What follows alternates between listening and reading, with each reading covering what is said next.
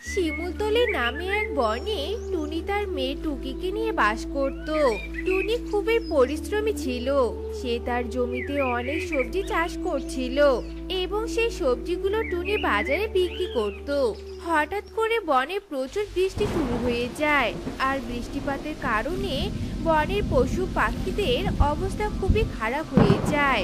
ক্রমে বৃষ্টির পানি বাড়তে বাড়তে বনে বন্যা হয়ে যায়, যার ফলে টুনির ঘরটা বন্যায় ভেসে যায়।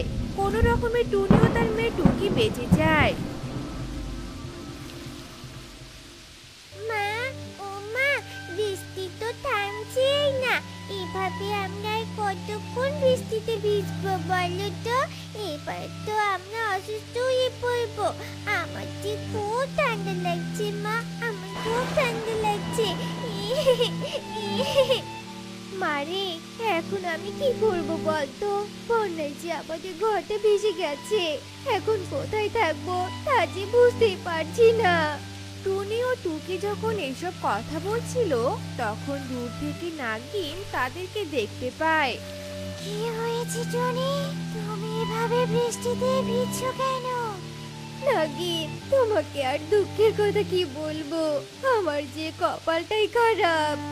এরপর টুনি নাগিনকে সব কথা খুলে বলে, আর সব শুনে নাগিন বলতে থাকে, আহারে, তোমার তো দেখছি অনেক কষ্ট। তবে তুমি কোনো চিন্তা করো না, আমি দেখছি তোমাকে কোনো সাহায্য করতে পারো কিনা। এখন আপাতত তোমরা আমার গুহায় আসো, নয়তো তোমরা অসুস্থ হয়ে পড়বে। তোমরা দুজনে অনেক ক্ষুধার্ত, তাই না? কিন্তু আমি তোমাদের কি খেতে দেই না দেই বুঝতেই পারছি না। নাগিন, তুমি আমাদের নিয়ে এত ব্যস্ত হয়ে পড়ো না, আমাদের খিদে পাইনি। তা বললে হয় নাকি? তোমরা আজ আমার বাড়ির অতিথি, আর আমার বাড়ির অতিথিকে আমি না খাইয়ে রাখতে পারি?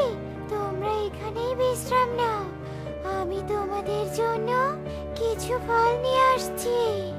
নাগিন, তোমাকে অনেক ধন্যবাদ আমাদের বিপদে সাহায্য করার জন্য। তুমি না থাকলে আজ আমাদের বৃষ্টিতে ভিজে মারা যেতে হতো। সত্যি তুমি অনেক ভালো। এভাবেই সেই দিন কেটে যায়।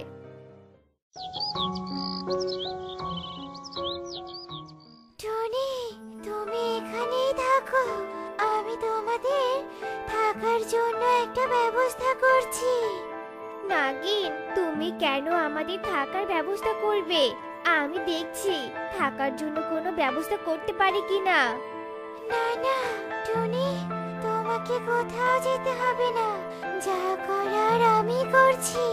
তুমি তোমার সন্তানকে নিয়ে এখানেই থাকো, কেমন?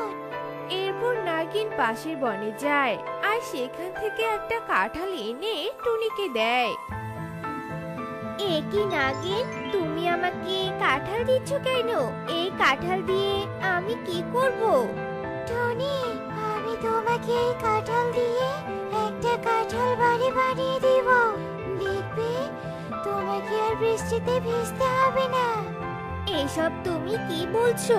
কাঁঠাল দিয়ে আবার বাড়ি হয় নাকি? এমন কথা তো আমি কখনো শুনিনি। আগে শোনোনি তো কি হয়েছে, এখন তো শুনলে। এ কথা বলে নাগিন তার নাগমণি বের করে, আর নাগমণির শক্তি দিয়ে নাগিন কাঁঠালটাকে কাঁঠাল বাড়িতে রূপান্তর করে আর টুনিকে দেয়। এই নাও টনি, এখন থেকে তুমি এই কাঁঠাল বাড়িতেই থাকবে, তোমার আর কোনো কষ্ট থাকবে না। তোমাকে অনেক ধন্যবাদ নাগিন, তোমার এই ঋণ আমি কখনো ভুলবো না। এরপর থেকে টুনি তার মেয়ে টুকিকে নিয়ে কাঁঠাল বাড়িতেই থাকতে শুরু করে, আর এভাবেই বেশ কিছুদিন কেটে যায়, আর বনে বন্যার পানিও কমে যায়, আর টুনি আবার তার জমিতে সবজি চাষ করে। মা, আমাদের সবজি জমিটা তো দেখতে অনেক সুন্দর লাগছে, আর অনেক সবজি হয়েছে। মা, আমি শুনেছি সবজির নাকি অনেক দাম। তাই আমি বলি কি, তুমি সবজিগুলো বাজারে নিয়ে গিয়ে বিক্রি করো, তাহলে অনেক লাভ করতে পারবে। হ্যাঁ রে মা, তুই একদম ঠিক বলেছিস। আমি আজই সবজিগুলো তুলে বাজারে নিয়ে যাব। ঘরে তো আবার কোনো খাবার নেই, তাই আমি ভেবেছি সবজি বিক্রি করে আজ একটু মাংস নিয়ে আসবো। মা, তুমি সত্যি বলছো? তুমি আজকে মাংস নিয়ে আসবে? ইয়ে, কি মজা কি মজা! আজকে আমি মাংস ভাত খাবো। আমার অনেক আনন্দ হচ্ছে মা। কবুতর, বন্যায় তো আমাদের সব শেষ হয়ে গেছে, আর তুমি সেই কষ্টটাকে এখনো বুকে চেপে রেখেছো। এবার সব ভুলে গিয়ে একটু সংসারে মন দাও। মেয়েটা আমাদের বড় হচ্ছে, মেয়েটাকে স্কুলে ভর্তি করে দিতে হবে। সুখী, আমি কি করে সব ভুলে যাই বলো তো? জমি ভরা ধান সবজি যে আমার বন্যার পানিতে সব ভেসে গেছে। আমি যে একেবারে নিঃস্ব হয়ে গেছি সুখী। একটা যে কাজ করব সে উপায়ও তো দেখছি না। তা বললে কি হবে বলো? যত কষ্ট হোক তোমাকে একটা কাজ জোগাড় করতেই হবে, না হলে যে আমরা না খেতে পেরে পড়েই যাব।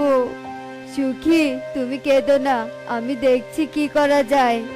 এরপর কবুতর বনের দিকে যেতে থাকে আর মনে মনে বলতে থাকে, হে সৃষ্টিকর্তা, তুমি আমাদের কেন এত বড় সর্বনাশ করলে? আজ আমার ঘরে একটা খাবার দানাও নেই। বউ বাচ্চাকে কি খেতে দিব তা যে আমি বুঝতে পারছি না। কেউ যদি আমাকে একটা কাজ দিত তবে অনেক বড় উপকার হতো, কিন্তু কে আমাকে কাজ দিবে? না, আমাকে হাল ছাড়লে চলবে না। আমাকে যে করেই হোক একটা কাজ জোগাড় করতেই হবে। এইসব কথা ভাবতে ভাবতে কবুতর কাজ খুঁজতে থাকে। আর কাজ খুঁজতে খুঁজতে কবুতর মোড়লের কাছে যায়। মোড়ল মশাই, দয়া করে আপনি আমাকে একটা কাজ দিন। আমার যে একটা কাজের খুব দরকার। আমার বউ বাচ্চা যে ঘরে না খেয়ে আছে। তোর বউ বাচ্চা না খেয়ে আছে তা আমি কি করব? হ্যাঁ, আমি কি তোর জন্য কাজ নিয়ে বসে আছি নাকি? এমনিতেই আমার বাড়িতে অনেক কাজের লোক আছে, আর কোনো কাজের লোক লাগবে না। তাই আমি তোকে কোনো কাজ দিতে পারবো না। এবার তুই আসতে পারিস। মোড়ল মশাই, দয়া করে আমাকে ফিরিয়ে দিবেন না। তোকে বললাম তো কোনো কাজ দিতে পারবো না, তবুও আমার কানের কাছে ঘ্যান ঘ্যান করছিস কেন? হ্যাঁ, এক্ষুনি এখান থেকে চলে যা বলছি। মোড়লের মুখে এমন কথা শুনে কবুতর অনেক কষ্ট পায় আর সেখান থেকে চলে যায়। আর যেতে যেতে কবুতর টুনির সবজি ক্ষেত দেখতে পায় আর কবুতরের মাথায় দুষ্টু বুদ্ধি আসে। আরে, এই ক্ষেতটাতে তো দেখছি অনেক সবজি। কেউ আমাকে কাজ দেয়নি তো কি হয়েছে? আমি এই ক্ষেত থেকে কিছু সবজি চুরি করে নিয়ে যাই, বাজারে বিক্রি করতে পারবো। এরপর কবুতর যেই না টুনির সবজি খেতে সবজি চুরি করতে চায়, ঠিক তখনই সেখানে টুনি চলে আসে। এ কি কবুতর দাদা, তুমি আমার ক্ষেতে সবজি চুরি করছো কেন? তোমার তো সাহস কম নয়, তুমি আমার ক্ষেতে সবজি চুরি করতে এসেছো? মানে টুনি, তুই আমাকে ক্ষমা করে দে, আমার ভুল হয়ে গেছে। আমি ইচ্ছে করে তোর ক্ষেতের সবজি চুরি করতে আসিনি। আমার ঘরে কোনো খাবার নেই, আর কেউ আমাকে কাজও দিতে চায় না, তাই আমি বাধ্য হয়ে এ কাজ করতে এসেছি। তুই আমাকে ক্ষমা করে দে টুনি, ক্ষমা করে দে। কবুতর দাদা, তুমি কষ্ট পেও না। কেউ তোমাকে কাজ দেয়নি তো কি হয়েছে? আমি তোমাকে কাজ দিব। তুমি আমাকে কথা দাও, তুমি আর কখনো চুরি করবে না। তুই সত্যি বলছিস টুনি? তুই আমাকে কাজ দিবি? ঠিক আছে, আমি তোকে কথা দিচ্ছি, আমি আর কখনো চুরি করব না। এরপর টুনি কবুতরকে একটা কাজ দেয় আর টুনি বাড়িতে ফিরে যেতে থাকে। তখন টুনি পথে নাগিনকে ক্ষত অবস্থায় দেখতে পায়। এ কি নাগিন, তোমার এই অবস্থা হলো কি করে? আর তুমি এখানে বা এলে কি করে? দাঁড়াও, আগে তোমার ক্ষতস্থানে জড়িপটি লাগিয়ে দেই। টুনি, তোমাকে অনেক ধন্যবাদ আমাকে সাহায্য করার জন্য। তুমি না থাকলে আজ আমি মরেই যেতাম। কিন্তু নাগিন, এসব হলো কি করে? এক দুষ্টু রাক্ষসী আমার নাগমণি কেড়ে নিতে এসেছিল। ওই রাক্ষসী আমার এই অবস্থা করেছে। আমি কোনো রকমে পালিয়ে এসেছি। তুমি না আসলে তো আমি এতক্ষণে যন্ত্রণায় মরেই যেতাম। নাগিন, তুমি এমন কথা বলো না। একদিন তুমি আমাকে সাহায্য করেছিলে, আর আজ তোমার বিপদে আমি তোমাকে সাহায্য করব না, তা কি করে হয়? সত্যি টুনি, তুমি অনেক ভালো পাখি। তোমার মতো সৎ পাখি আমি কখনো দেখিনি। তুমি ভালো থেকো, এবার আমাকে ফিরে যেতে হবে। এরপর নাগিন সেখান থেকে চলে যায়, আর এইভাবেই টুনির দিন সুখেই কাটতে থাকে। এটুকু শুনেছো? টোনা অন্যের জমিতে কাজ করে অনেক ধনী হয়েছে। আজকে ওদের বাড়িতে গিয়ে দেখলাম ওদের কোনো কিছুর অভাব নেই। তোমাকে কত করে বললাম কাজ করো, আর যদি সেটাও করতে না পারো তাহলে চুরি করো, কিন্তু তুমি তো কোনো কথাই শোনো না আমার। আরে গিন্নি, কি সব বলছো? তুমি জানো না চুরি করা মহাপাপ? তুমি আমাকে সেই পাপ কাজ করতে বলছো? আমাদের যা আছে তাতেই অনেক। আমি এসব পাপে টাপে বিশ্বাস করি না। আমি ধনী হতে চাই। তুমি আজ রাতে বনের পাখিদের বাড়িতে চুরি করতে যাবে, আর যদি সেটা করতে না পারো তাহলে আমি বাবার বাড়ি চলে যাব, এই বলে দিলাম। কি মুসিবতে পড়লাম রে বাবা। আচ্ছা আচ্ছা, রাগ করো না, আমি চেষ্টা করব। তবুও বাবার বাড়ি যাওয়ার কথা বলো না তো। আমি আজ রাতে টোনার বাড়ি চুরি করতে যাব। এখন খুব ক্ষুধা পেয়েছে, খেতে দাও তো। কণিকা যজ্ঞকে খেতে দেয়।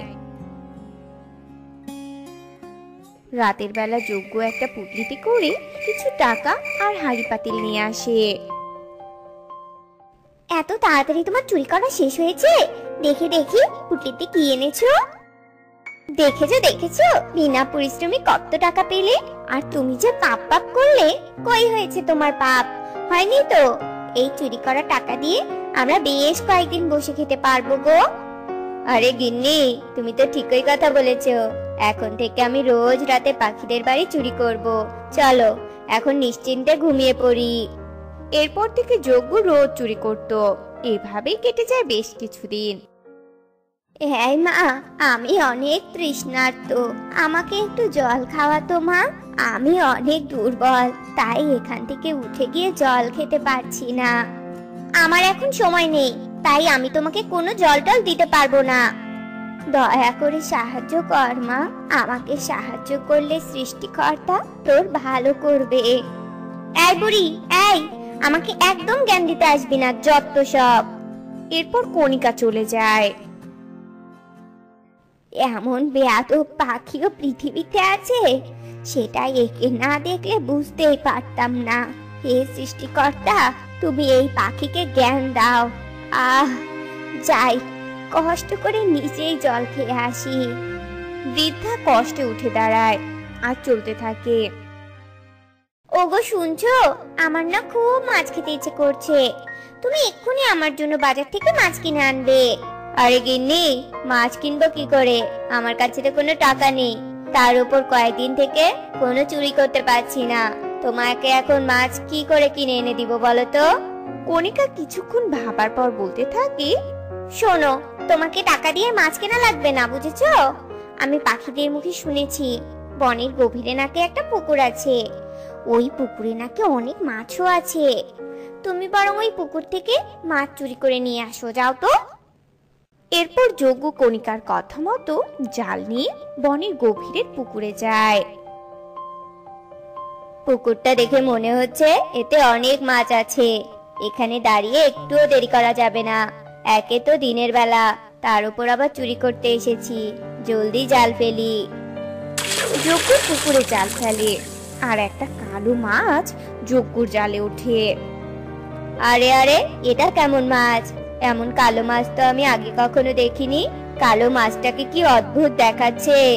এটা আবার কোনো জাদুই মাছ নয় তো? মাছটাকে ছেড়ে দেব নাকি? আরে আরে, আমি এসব কি ভাবছি? একটা মাছ পেয়েছি, জলদি মাছটাকে বাড়ি নিয়ে যাই।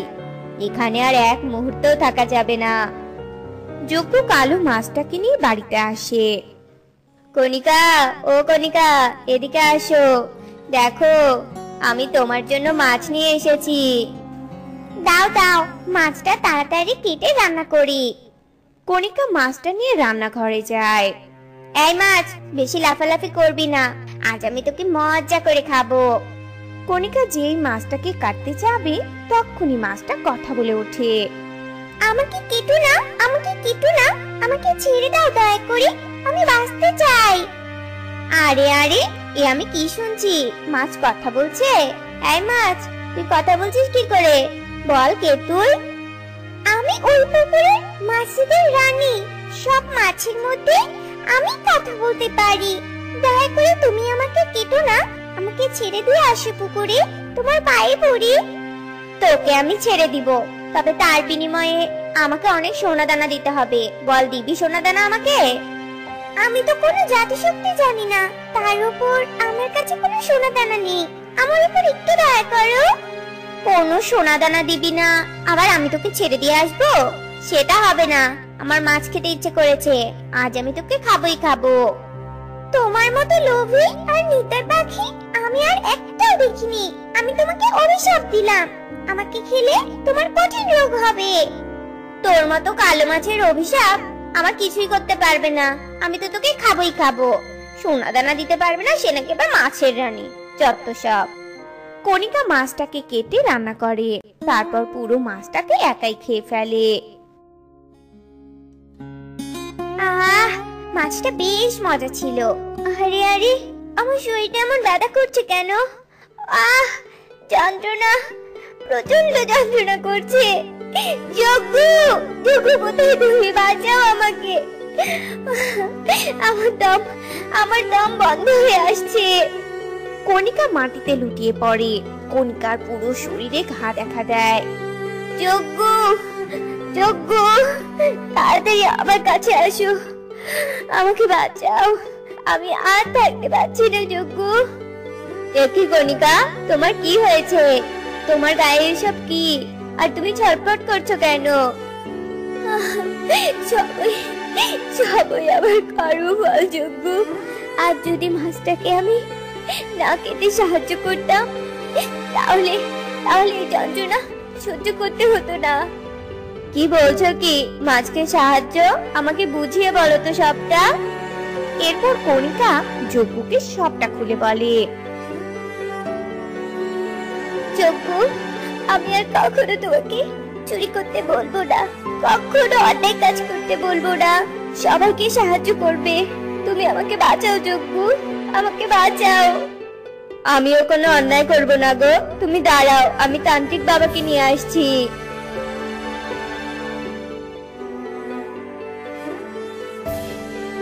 তোর স্ত্রী অনেক বড় অন্যায় কাজ করেছে, একে আমি ভালো করতে পারবো না।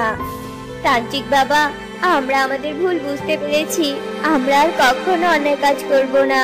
আপনার দুটি পায়ে পড়ি, দয়া করে আমার স্ত্রীকে ভালো করার কোনো উপায় বলে দিন। বেশ, তবে শান্ত হ, আমি বুঝতে পেরেছি, তোরা তোদের ভুল বুঝতে পেরেছিস।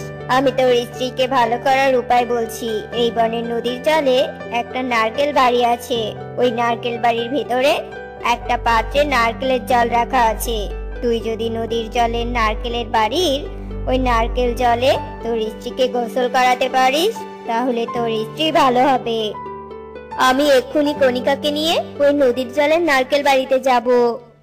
এরপর যজ্ঞ কণিকাকে নিয়ে নৌকায় করে তান্ত্রিকের বলা কথা মতো সেই ঠিকানা অনুযায়ী নারকেল বাড়ির সামনে যায়।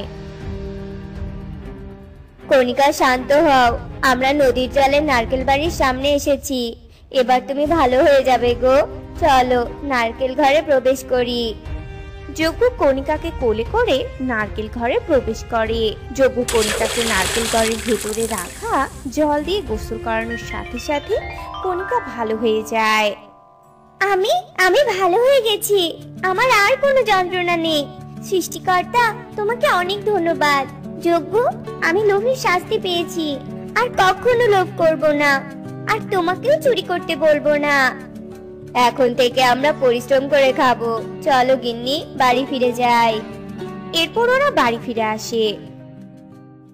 আরে বাহ, এই আমি কি দেখছি, আমার আমের গাছে মুকুল ধরেছে, আজ আমি অনেক খুশি। মা, ও মা, কোথায় তুমি? এদিকে এসো তো, দেখে যাও কি হয়েছে। মা,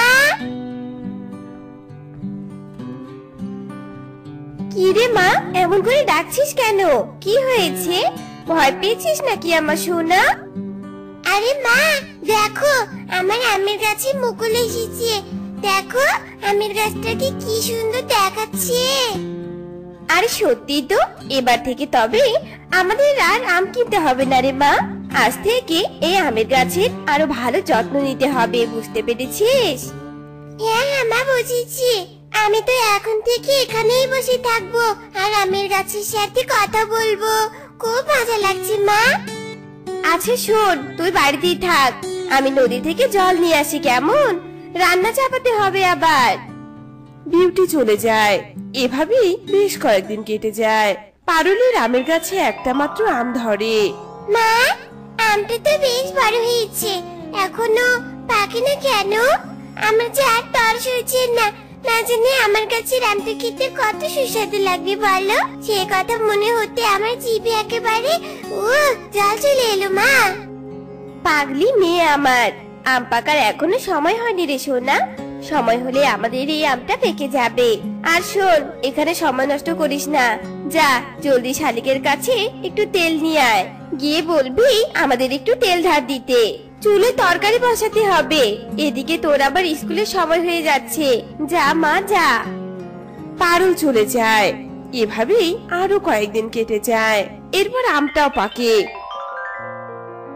একদিন একটা প্রজাপতি পারুলদের উঠোনে আসে।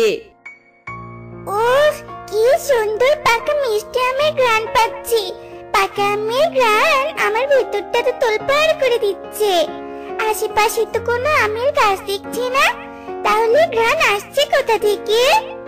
প্রজাপতিটা এদিকে ওদিকে উঠতে থাকে। আরে আরে, ওই তো পাকা আমটা। যাই, ওর উপর বসে প্রাণ ভরে ঘ্রাণ শুকে নিই। আহ, কি মিষ্টি ঘ্রাণ! মাকে বললে আমাদের প্রজাপতি রাজ্যে ফুলের পাশাপাশি এমন আমের গাছ লাগাতে বলবো। পাকা আমের মিষ্টি ঘ্রাণ আমার অনেক ভালো লাগে। এমন সময় ওখানে পারুল আসে। পারুল প্রজাপতিকে আমের উপর দেখে অনেক রেগে যায়। এই দুষ্ট প্রজাপতি, তোর সাহস তো কম নয়। তুই আমার পাকা আমের উপর কেন বসেছিস? হ্যাঁ, আমার আম খেতে এসেছিস তাই না? সরে যা বলছি আমার আম থেকে, সর। মিষ্টি পাখি, রাগ করো না, আমি তোমার আম খেতে আসিনি। আমি তো শুধু একটু পাকা আমের ঘ্রাণ নিতে এসেছি। আমি জানি তুই ঘ্রাণ নিতে আসিস নি, তুই আমার আমটা খেয়ে ফেলবি তাই না? চলে যা বলছি এখান থেকে। বুঝেছি, তুই সোজা কথায় যাবি না তাই না রে শয়তান প্রজাপতি? দাঁড়া, তোকে দেখাচ্ছি মজা। এরপর পারুল একটা লাঠি দিয়ে প্রজাপতিকে আঘাত করে। আর প্রজাপতিটা আঘাতের সাথে সাথে মারা যায় আর মাটিতে লুটিয়ে পড়ে। আমার কথা শুনলে আর আমার আমের উপর না বসলে তোকে আজ মরতে হতো না, বুঝেছিস? এমন সময় ওখানে একটা পরী আসে। হায় হায়, এ তুমি কি করলে? আমার ছোট্ট মেয়েটাকে মেরে ফেললে। কি দোষ করেছিল আমার মেয়েটা যে ওকে দুনিয়া থেকে বিদায় করে দিলে?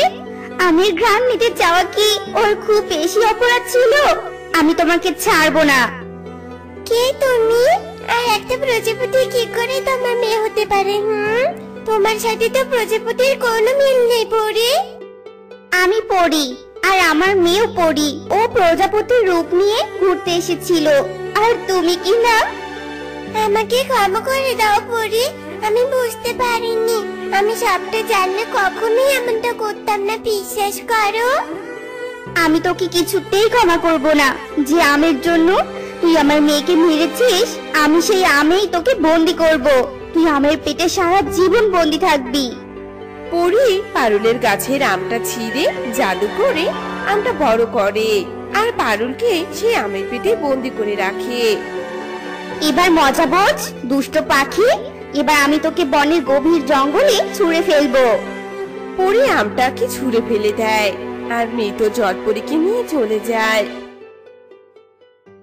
আজকে একটা আমও বিক্রি হলো না, ঘরে কোনো খাবারও নেই। নিঃসন্তান জন্য বনের পাখিরা আমার কাছ থেকে আম কিনতেই চায় না। বনের পাখিদেরই বা কি দোষ? যেখানে নিজের স্বামী আমাকে অপমান করে তাড়িয়ে দিয়েছে, সেখানে বনের পাখিদের কাছ থেকে আর কত ভালো আচরণ আশা করব? এই সৃষ্টিকর্তা, কেন আমার কপালে এত কষ্ট লিখেছো? কেন? আর তুমি কেনই বা আমাকে মা ডাক শোনা থেকে বঞ্চিত করছো? আমার যে আর বাঁচতে ইচ্ছে করে না সৃষ্টিকর্তা, তুমি আমাকে তুলে দাও। একা একা বাড়িতে আর থাকতে ইচ্ছে করছে না।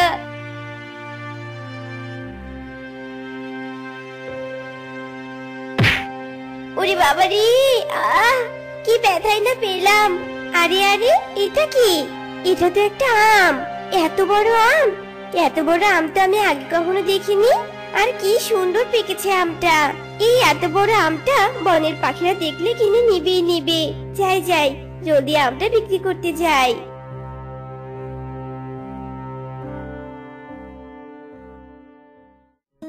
দাদা, ও যোগু দাদা, বাড়িতে আছো?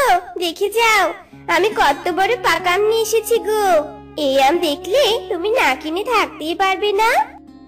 আরে আরে, এ আমি কি দেখছি? এটা তো একটা রাক্ষসী আম। এই আলো কি, তুই আমাদের ক্ষতি করার জন্য এই আমটা নিয়ে এসেছিস, তাই না? তোর সাহস তো কম নয়। হ্যাঁ দাদা, তুমি ভুল ভাবছো গো। আম কখনো রাক্ষসী হয় না, আম তো আমি হয়। আমটা একবার ভালো করে দেখো, কি সুন্দর পেকেছে। তুই এই রাক্ষসী আমটা নিয়ে যাবি এখান থেকে, নাকি বনের সবাইকে ডেকে তোকে এই বন থেকে তাড়িয়ে দেওয়ার ব্যবস্থা করব? চোখের সামনে থেকে দূর হ, দূর হ বলছি অলক্ষী। এরপর টুনি আমটা নিয়ে বনের আরো পাখির কাছে যায়, কিন্তু সবাই টুনিকে তাড়িয়ে দেয়। টুনি আমটা নিয়ে অবশেষে বাড়ি ফিরে আসে। বনের সবাই আমটা নিলই না, ভীষণ ক্ষুধা লেগেছে। ঘরে কোনো খাবারও নেই। আমটা তো ভীষণ লোভনীয় লাগছে, আমি বরং আমটা কেটে খাই।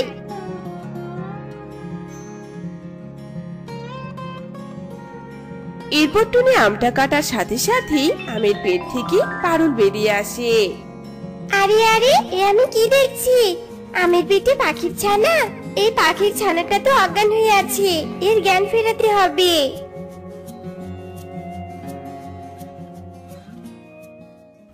এই পাখির ছানা, কে তুই? তোর নাম কি? আর তুই কি করে আমের পেটে বন্দি হয়েছিস? বল মা, বল আমাকে। আমি কে? আমার তো কিছু মনে পড়ছে না। ও, মাথাটা আমার প্রচন্ড ব্যথা করছে। মা, আমার ক্ষুধা লেগেছে মা। এ মনে হয় স্মৃতি হারিয়েছে। না না, একে চাপ দেওয়া যাবে না। সৃষ্টিকর্তা, তোমাকে অনেক ধন্যবাদ আমাকে এত বড় উপহার দেওয়ার জন্য। এই ছানা আজ থেকে আমার কাছে থাকবে। শান্ত হ মা, শান্ত হ। আমি তো আছি, তোর কিচ্ছু হবে না। দেখ, আমি তোর মা।